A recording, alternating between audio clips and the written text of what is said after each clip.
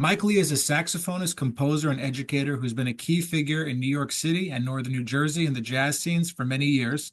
Originally from Cleveland, Ohio, he's performed with legendary ensembles such as the Steve Turre Sextet, Dizzy Gillespie Orchestra, and the Roy Hargrove Big Band.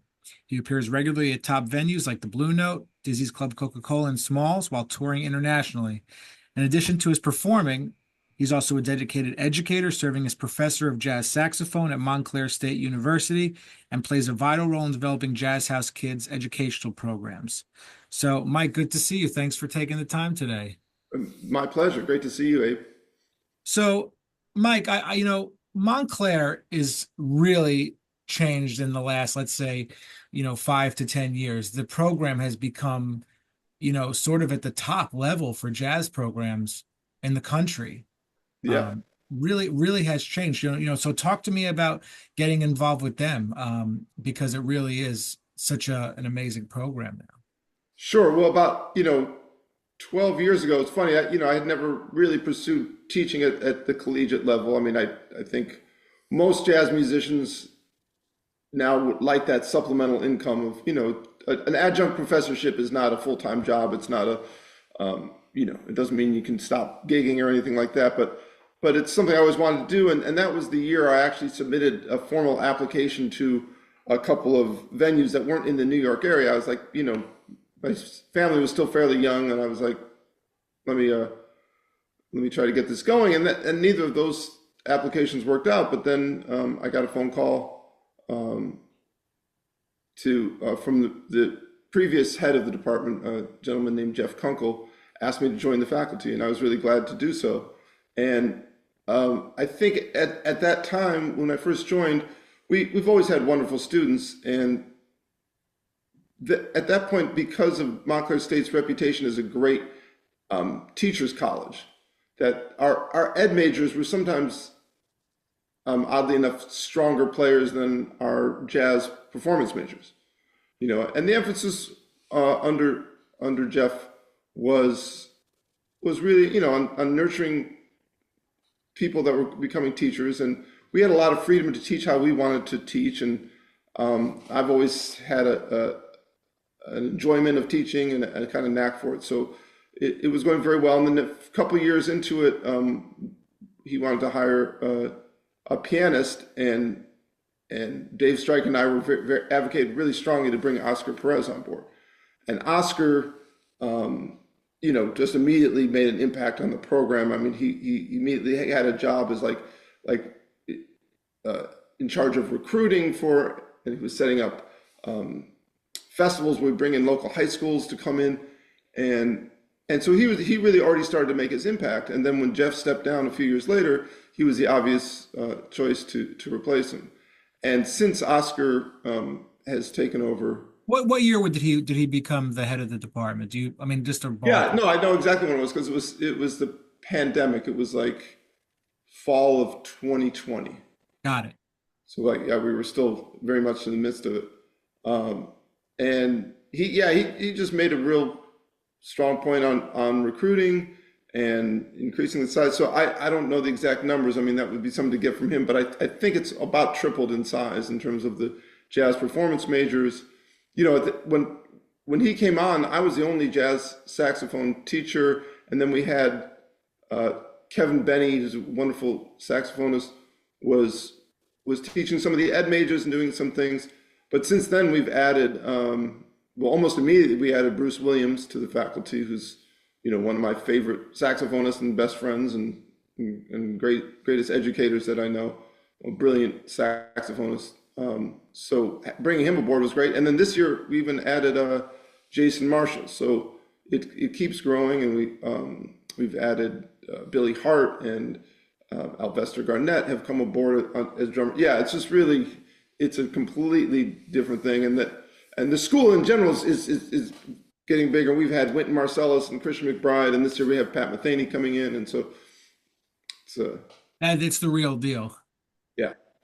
I mean, when you think about it, it's like you have Rutgers, and then you have William Patterson, and now Montclair. It's like the jazz triangle of some of the best programs in the country. Yeah, for sure. And being so close to New York City is great. It's funny because when I was a kid, like when I was in college, I wanted to move to New York, and I auditioned at William Patterson and Rutgers. Those were the two I knew about. I don't think Montclair State had any kind of a jazz program yet. Yeah, I actually I auditioned to Willie P and uh and Rutgers. Yeah, so it's like I'm being from New Jersey, but now you know what I mean. It's just like whoa when you look back and think about it. It's got to feel really special. Let's talk about Cleveland for a second because Ohio is a really special state. There's so many great cities with their own individual jazz scenes, Yeah.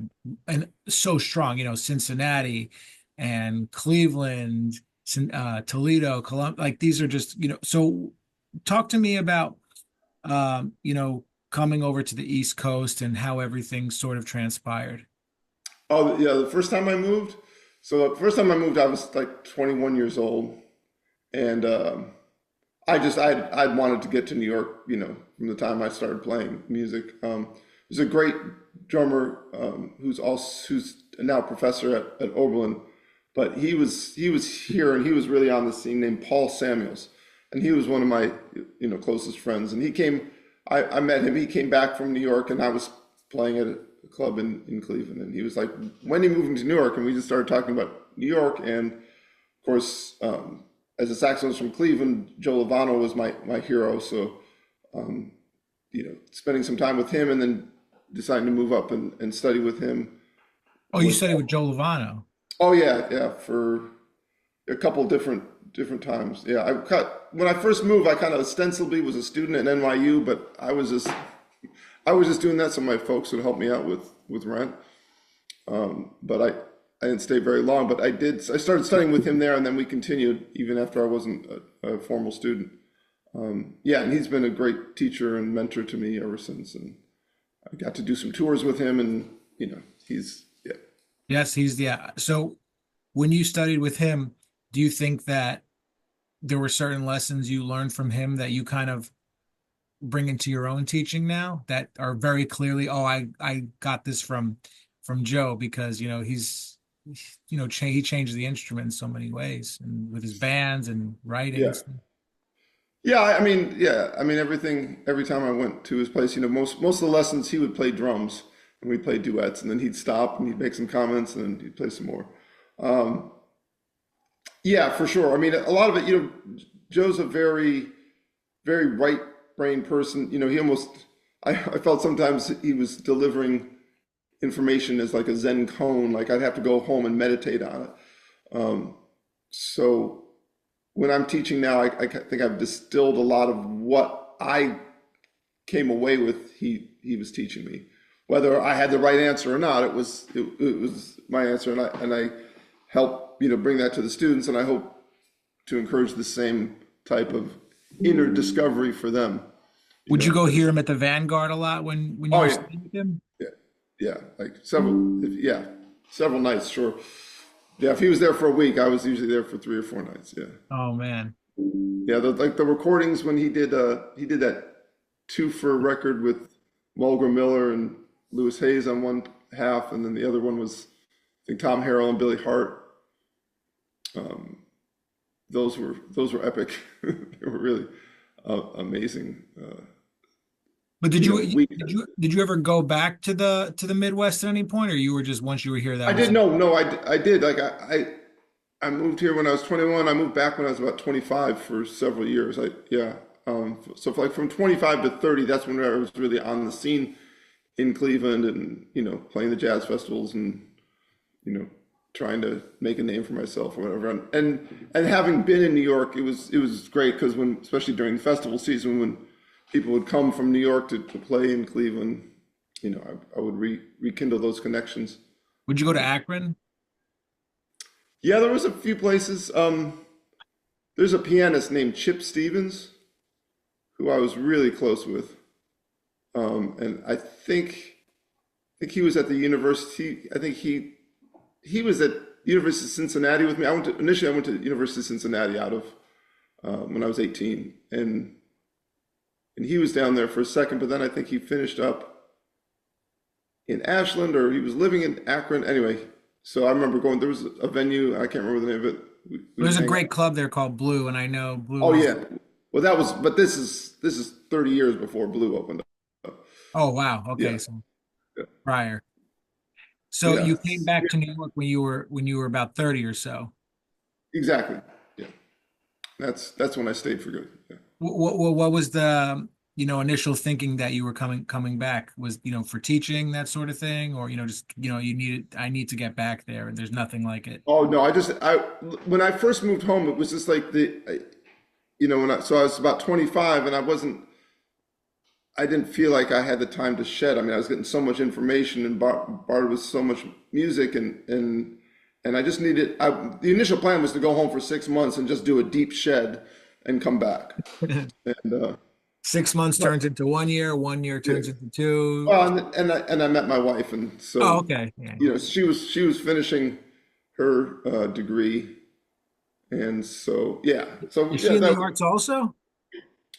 she's a violinist. Yeah, Ah, yeah, she's a wonderful violinist, and yeah, she was finishing up at Oberlin, I think, when I first met her, and then she did like an artist diploma at Cleveland Institute of Music, and then when she was done with that, I was like, well, I'm going back, and I think we were already married at the time, but.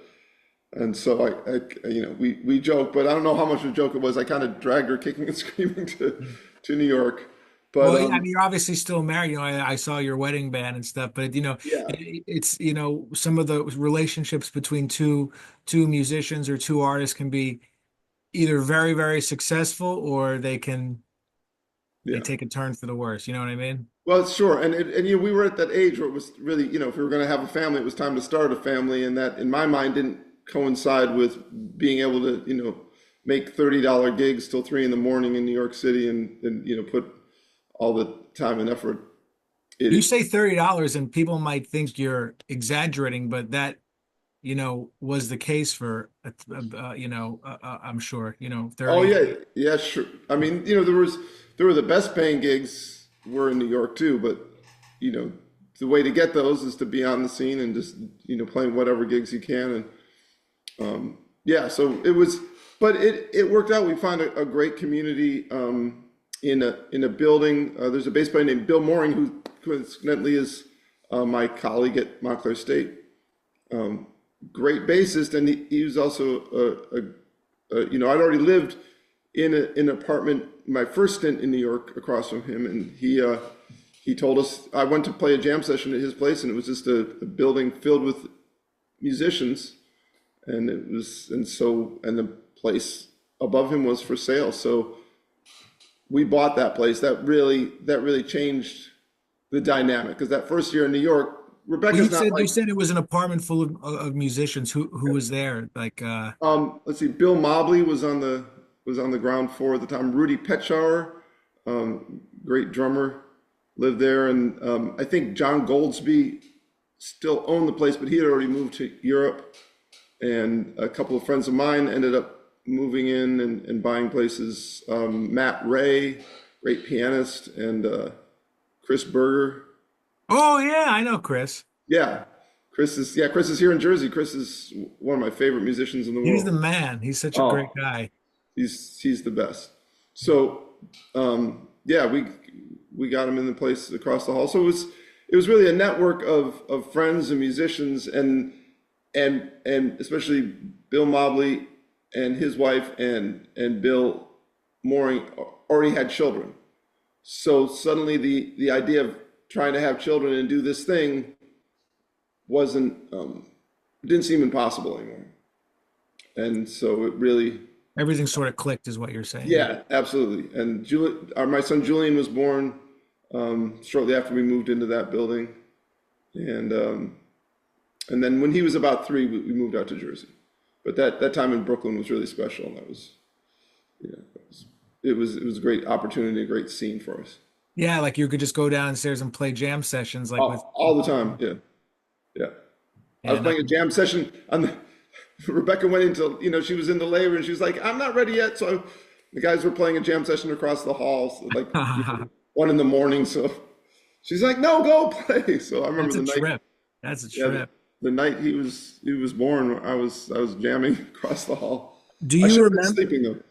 Do you remember your first, when, not the first time, but the second time you came back to New York, do you remember the first jazz gig you did? Like, because I would imagine, like, Mm. it feels good, but you're like, it takes a second to get back into that mindset after, being in the shedding for, those years. Like, do you remember where Yeah. you played and stuff, or is that, we going back to? No, I remember meeting Donnie McCaslin. I was playing a gig with Matt Wilson, I think.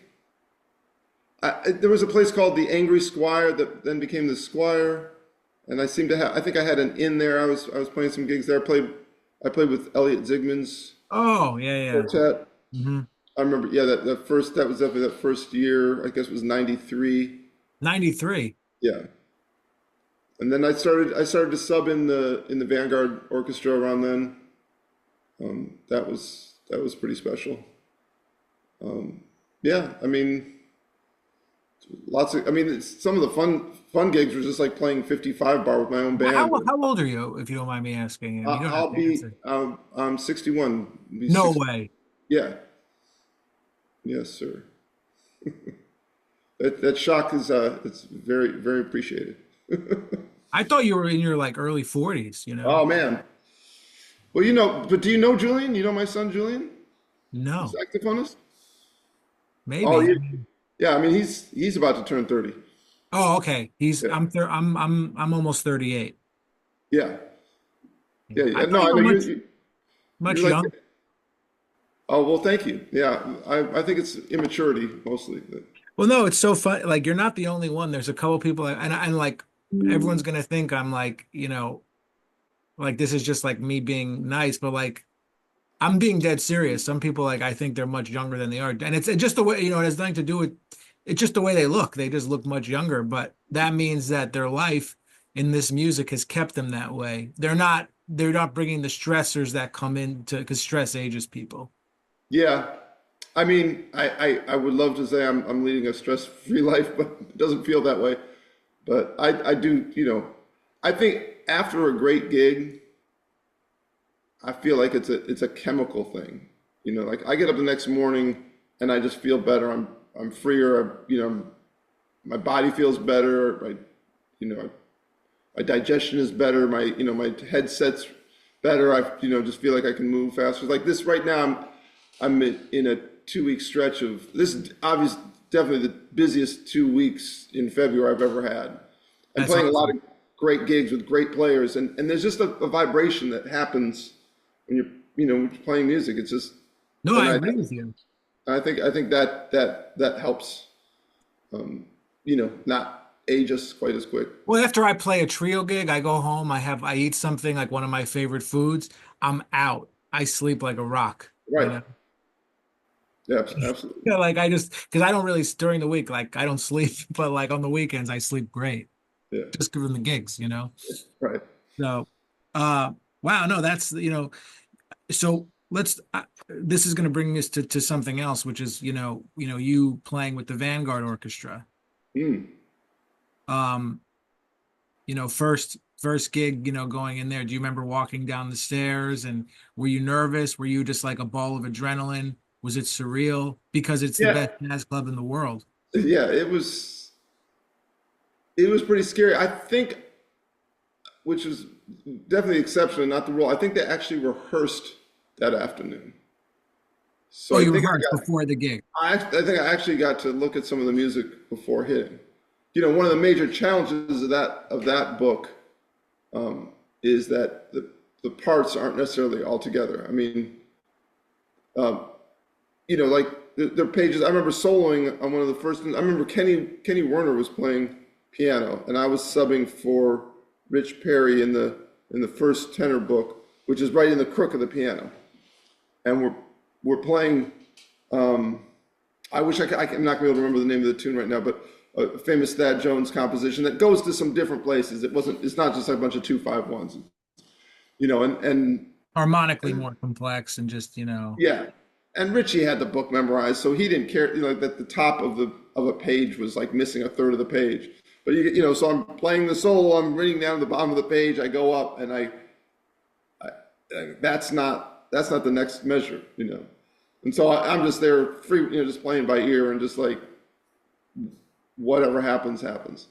But was And that when you were just because not to say you were playing by ear doesn't mean you're lost or anything, but like it's like oh, I not. was lost. I mean, there's no question. I didn't. I had actually checked out that tune a little bit, but I wish I could. The story would be a lot better if I had the information. I can't Well, no, remember, no. but I'm it just was. what I want to ask you was like because I've had that happen to me like one time like at this really great jazz club, and I felt like it was the end of the world at that in that moment. Yeah. I don't know, like were you like did that affect you emotionally, or you're just like whatever, Yeah, but I think I had the right response. I just got pissed. I was just like, oh, okay. I haven't spent my whole life trying to get to the Village Vanguard and get a fold now. Like, no effing way. I'm going. And as soon as that happened, I started to play different. And I remember Kenny Werner just like looked up and he just started, feeding me all these chords. After that tune, you mean like you were like it was more like you were No, going for that during that tune. oh during the tune. During that tune, just I was like, I'm gonna play the best stuff I can play, and Kenny Werner, with his amazing ears and just unbelievable musical presence, was like locked into what I was doing, and afterwards he gave me a big hug, and it was a real confirmation, and I mean, I keep forgetting that lesson and then relearning it because people who know my education know me as like the 251 guy, like licks and 12 keys. You got to know all your stuff, do all your homework. And yet, the opposite of that is these moments happen where all your preparation isn't helping. I'll give you an example. Like just this past December, so about 2 months ago, I played at Smalls with the Frank Lacey Sextet, and Frank. Great trombonist that people don't. Oh yeah, but in that band he plays trumpet. Oh, okay. Do you know Brian Simitachi? No, So no. in that band, Brian Simitachi plays trombone. Great, Okay, got because great but he Jersey. used to play trombone in it though. Yeah, I mean he still does occasionally, but this current version of the band, he has a trombonist in it, and he plays trumpet. Okay, got it. Yeah. So we're he just I was my students were getting it from all sides that like if they weren't prepared, I was like I'm leaving here to go play with Frank Lacey at Smalls, and he sent us the tunes 2 days ago, and it was this Mulgrew Miller tunes and James Williams tunes, and one of Frank's tunes, which might have been the best one of them all. All this music from his period of being with the Messengers. So he sent all this music, but all he did is send YouTube links. We're all transcribing the parts. We got 48 hours to learn 8 tunes, and they're complicated tunes. We're doing our homework, and we get there, and of course, not everyone's there, and we end up not really rehearsing. Maybe doing a sound check for 20 minutes or something. But we kind of had an idea of what we were doing, and then at last I go, oh, I want to play On the Ginza, and I love that tune. I've heard it on the record 1,000 times, but I've never really thought about what the changes are or what's going on in it. And so, of course, I know that one is the tune that he's going to have me solo first on because he gives me the part and there's no changes. So it was a similar thing. It was just like, I don't care. I'm trained for this. I'm born for this. It's at Smalls. What do? You're gonna like shrink at Smalls? It's just like, no, just get mad and do the thing. And like I listened to that one and then I played the solo again in the second set after I had a chance to listen to the changes, and I think I was more inside the changes when I was, just open, when I was just coming from, that other place, the non-intellectual place. No, but I think it's such a good point that you're making too, that no matter the preparation, this is just the stuff that happens sometimes, and you just have to run with it. Yeah, It doesn't, and even if you think it's gonna be what it is, these are you just got to be ready. But that's where you're talking about playing all in all the keys, all the 12 keys. I'm sure yeah, playing through all the stuff and all the different cycles, whatnot. You're just you're an athlete who's just ready to go on the basketball court right, because you've done the reps, that sort of right, thing. exactly, yeah. I mean, what's Charlie Parker's famous quote is, "Learn your instrument, learn the music, then forget all that and just blow." And sometimes I'm thankful for those moments that that you just said they suddenly like I would never do that on purpose. Yeah. Go like I would never if I was there. Like Frank said, hey, come sit in on this tune. I would have been like, no, but I'm on the gig. It's like you better. So those moments cause you to find another gear, find another place. No, Mike, this has been great. Thanks so much for your time. And, those were some awesome stories too. I'm sure, people will really, really appreciate the honesty about them too. Especially, that great stuff. So thanks so much for doing this. Well, thanks for doing. I know you're putting your heart and soul into this project, and it's for you have over 100 of these now, right? You'll be 113. Wow. Well, congratulations. Thanks, This is man. great, Appreciate man. it. Just keep following it wherever it takes you. I'm excited for you. Thank you.